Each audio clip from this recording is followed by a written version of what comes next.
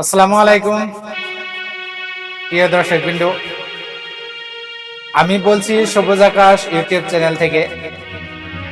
আপনাদেরকে দেখাইতেছি আজকে অনেক সুন্দর এবং মজার একটা সিনারি। হয়তো আপনারা দেখে অবাক হবেন। ওই যে দেখেন, ওই যে একটা দ্বীপের মতো দেখা যাইতেছে। কি আপনাদের কি লাগছে নাকি ওটা দ্বীপ? না না, ওটা হয়েছে ব্রহ্মপুত্র একটা চরের অংশ। কিভাবে নদীতে ভাঙিয়ে নিয়েছে।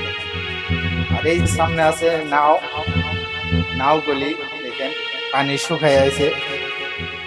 এখানে শুধু আমি একা নয়, আমার বন্ধু আছে। এই যে দেখেন, কি ভাই, বিড়ি বিড়ি টানতেছেন নাকি নাকি? না, টানবেন না, টানবেন না।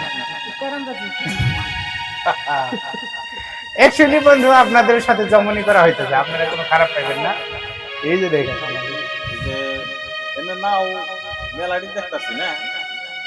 ইনাদের উদ্দেশ্য হয়েছে তার মানে এই নদীটা পার হইয়া ওই দিকে যাবে।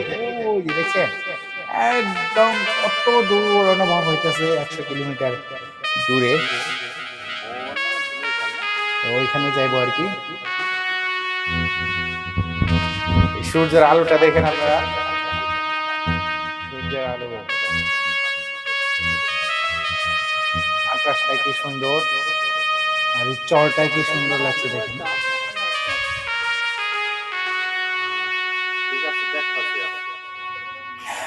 আপনারা আমাদের সাথে থাকবেন, আমরা দেখাবো আপনাদেরকে আরো সুন্দর সুন্দর দৃশ্য।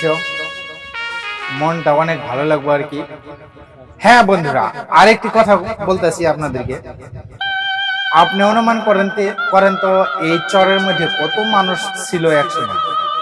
অনেক মানুষ ছিল, কিন্তু এই মানুষগুলি নাই। এটা হচ্ছে ভারতবর্ষের একটা আসামের বরপেটা জেলার অংশ।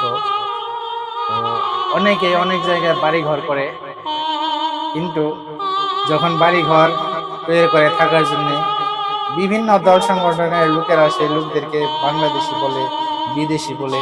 অ্যাকচুয়ালি তাই না। দেখেন আপনারা, এই জায়গায় আপনার মতো আমার মতো লোক এক সময় বাড়ি ঘর করে থাকতো, কিন্তু আজ নেই। তাহলে কি হয়েছে? তারা অনেক দূরে চলে গেছে, নিজের বাড়ি ঘর নদীতে নিয়ে যাওয়ার।